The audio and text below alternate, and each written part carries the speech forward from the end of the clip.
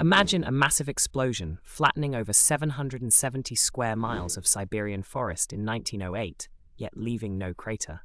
This was the Tunguska event, shrouded in mystery. Scientists suggest a meteor or comet caused it, but no conclusive evidence exists. The blast, 1,000 times more powerful than Hiroshima, leveled trees and caused seismic rumbles worldwide. Eyewitnesses reported glowing skies. To this day, the Tunguska event remains one of history's most intriguing puzzles, captivating minds with its elusive secrets.